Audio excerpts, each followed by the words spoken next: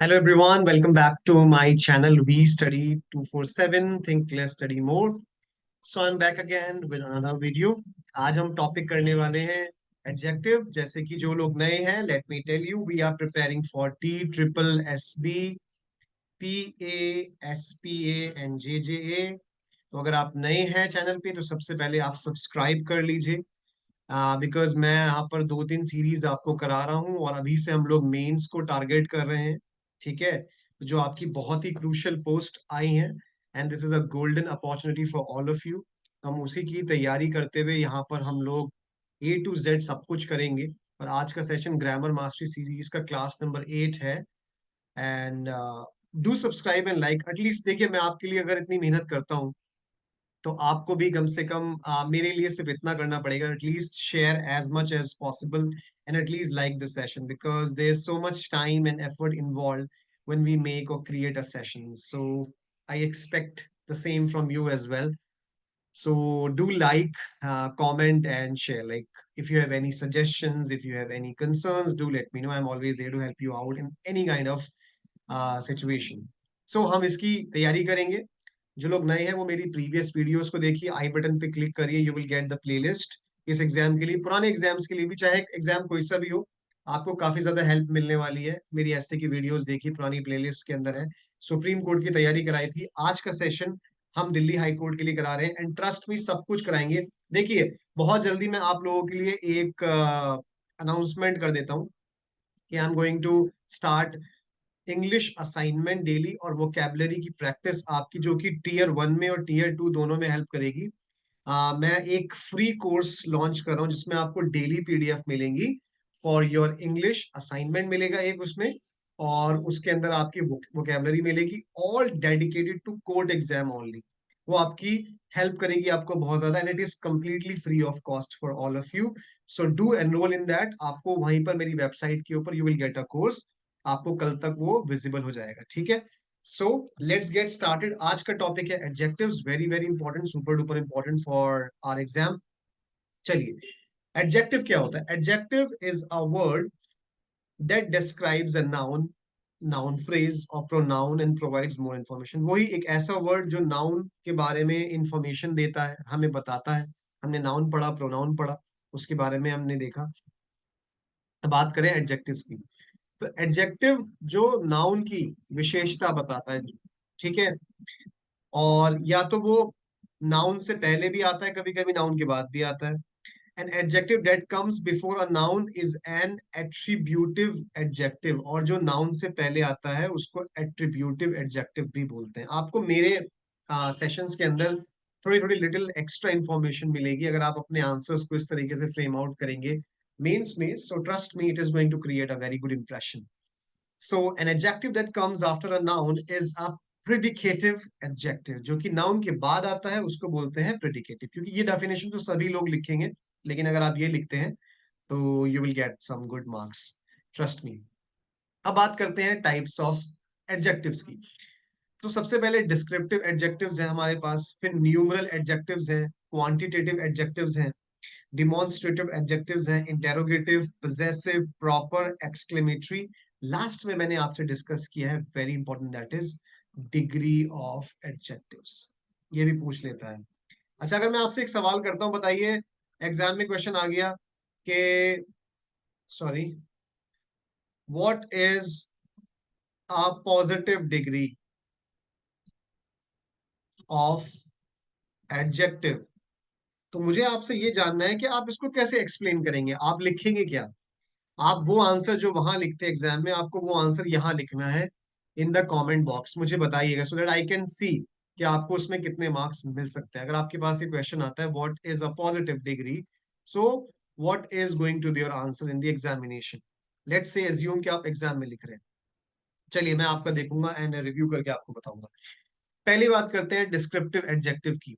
These adjectives describe the quality or nature of the noun or pronoun by giving an idea about the characteristic of a noun or a pronoun.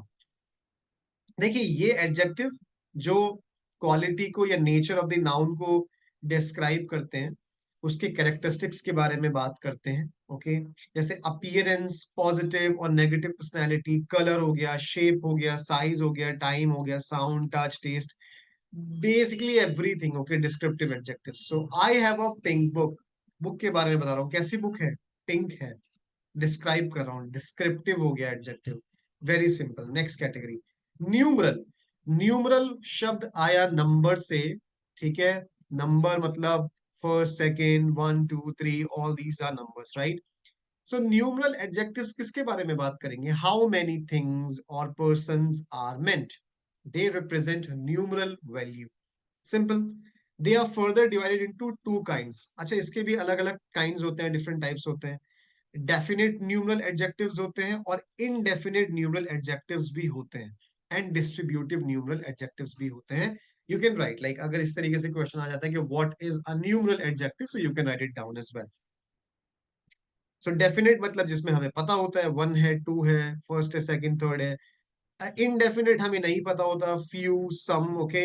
And distributive also, जब हम बात कर रहे होते हैं distribution की। So this is a numeral adjective. अब इसमें एक कैटेगरी और होती है, ठीक है। आपने पढ़ा होगा अपने एसएससी के एग्जाम्स वगैरह में भी, दो टाइप के होते हैं। इनको हम मेनली दो तरीके से क्लासिफाई कर सकते हैं, जो कि ये ज्यादा इंपॉर्टेंट है।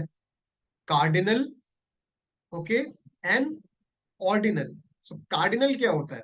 Cardinal, these adjectives represents the actual number of items in a set and answer the questions how many। ये वो न्यूमरल एडजेक्टिव्स होते हैं जो कि आपको किसी चीज के बारे में प्रॉपर सेट ऑफ आंसर देते हैं, मतलब एक्चुअल में कितने लोग प्रेजेंट हैं या कितने आइटम्स प्रेजेंट हैं। हाउ मेनी, हमेशा ये आंसर करेंगे हाउ मेनी। तो जैसे हो गया one, two, three, four, five, six, ये हो गया आपके कार्डिनल, ठीक है, कार्डिनल। सो हाउ मेनी का ये आंसर करेंगे। जैसे देर आर फाइव एप्पल्स, कितने एप्पल है? एप्पल हो गया नाउन। नाउन की विशेषता कौन बताएगा? Adjective, okay. और इससे पहले ये क्या हो गई आपकी? यस, ये हो गई आपकी वर्ब, ओके। और यहां पर हम बता रहे हैं प्रोनाउन, इससे हम हेल्प कर रहे हैं, ठीक है। तो ये हमारी बेसिकली एक तरीके का ऑन क्या हो गया, प्रपोजिशन द क्या हो गया, आर्टिकल टेबल अगेन क्या हो गया, नाउन। आपको ना सेंटेंस को ब्रेक डाउन करना आना चाहिए, you will be a pro in English then, ठीक है। चलो आगे बढ़ते हैं। अब ऑर्डिनल की बात करते हैं। ऑर्डिनल, देखिए ऑर्डिनल को याद रखिए ऑर्डर से। जब हम ऑर्डर की बात करते हैं तो ऑर्डर कोई चीज सीक्वेंस वाइज रखी होती है, मतलब फर्स्ट है, सेकंड है, कौन से ऑर्डर में कोई चीज खड़ा हुआ है, तो ऑर्डिनल याद रखिए। ऑर्डिनल याद रखेंगे तो कार्डिनल उसका उल्टा, मतलब ये होगा फर्स्ट, सेकंड, थ्री, ये सीक्वेंस या पोजीशन को दिखाते हैं। और सीक्वेंस के टर्म्स में जब भी हम बात करते हैं तो हम हमेशा फर्स्ट, सेकंड, थर्ड, फोर्थ इस तरीके से बात करते हैं। She finished in the second place, she finished in second place in the race. तो इसको हम बोलते हैं ऑर्डिनल। ऑर्डिनल मतलब ऑर्डर, ओके। कार्डिनल मतलब नंबर, हाउ मेनी। जैसे cardinal one, two, three etcetera. और यहाँ पर मैंने भी इनडेफिनेट की बात करी थी, ये हो गया ऑल, फ्यू, इनफ, सम एक्सेट्रा। और मल्टीप्लिकेटिव भी होता है इसमें, जैसे सिंगल हो गया, डबल हो गया, ट्रिपल हो गया, एक्सेट्रा हो गया, ये सारे न्यूमरल एडजेक्टिव्स के ही पार्ट हैं। ओके, चलिए आगे बढ़ते हैं हम लोग, चलते हैं। अब आते हैं क्वांटिटेटिव एडजेक्टिव्स के, very easy. They show how much quantity of a thing is meant. I have three books in my bags, आप पूछेंगे कितनी? थ्री। सो आपको आंसर मिल जाएगा quantitative adjectives, nothing to worry about here. Demonstrative adjective high chances हैं, पूछा जा सकता है, एग्जाम में आता है, आया भी है। What do you mean by demonstrative adjectives? So they are mainly used to describe the position of a subject। ये हमें पोजीशन दिखाता है। सब्जेक्ट मतलब नाउन हो सकता है या प्रोनाउन हो सकता है, किसी भी स्पेस या टाइम के अंदर। For example this, that, these, those are demonstrative adjectives in English. ये जो वर्ड आप देख रहे हैं ना, this is my favourite song, okay. Those boys are playing, okay. Let's say these are my favorite books, I can say anything, okay. So this, that, these, those, they are demonstrative, they are demonstration का मतलब होता है किसी चीज को दर्शाना, okay. जब हम बता रहे हैं तो हम कहीं ना कहीं उसकी क्वालिटी के बारे में ही बात कर रहे हैं। कौन सी हम पूछेंगे? ये वाली, that one, this one, those ones, these ones, right. चलो, इंटेरोगेटिव, ये वर्ड तो कहीं भी आ जाए तो क्वेश्चन से मतलब होता है। अब आपने अब आप सोच रहे होंगे कि इसमें कैसे होगा। An adjective is used to modify a noun or a pronoun by sometimes asking a question as well. Okay, and there are only a few adjectives that can be termed as interrogative adjectives. सब नहीं हो सकते।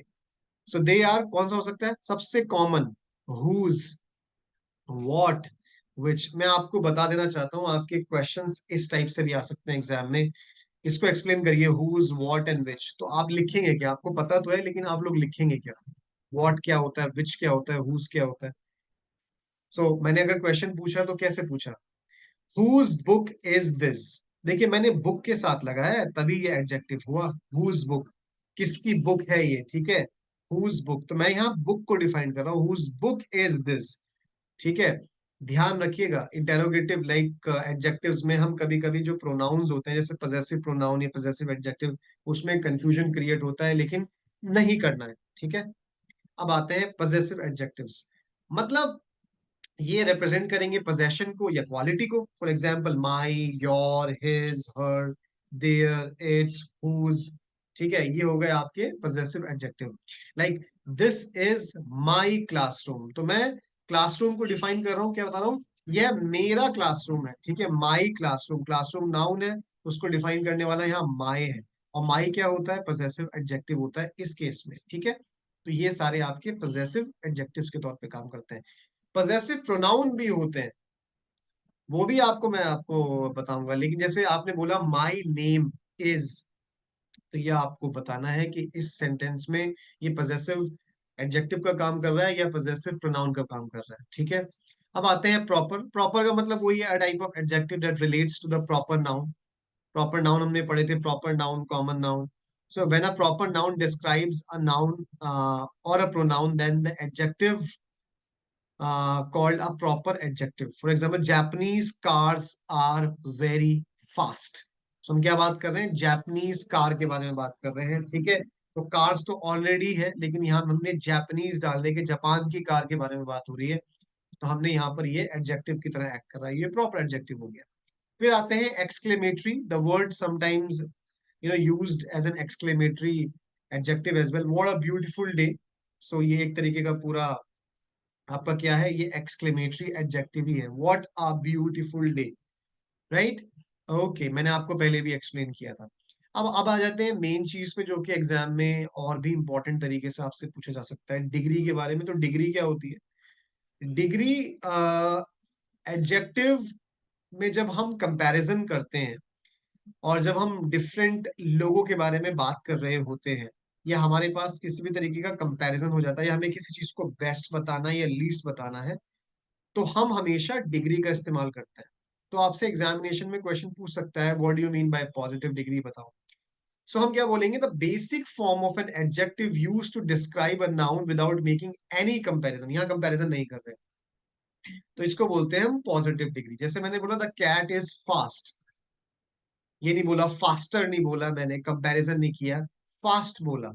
You are a good human being, आप अच्छे हो, मैंने good बोला, ठीक है। पॉजिटिव डिग्री का इस्तेमाल कर रहा हूं मैं।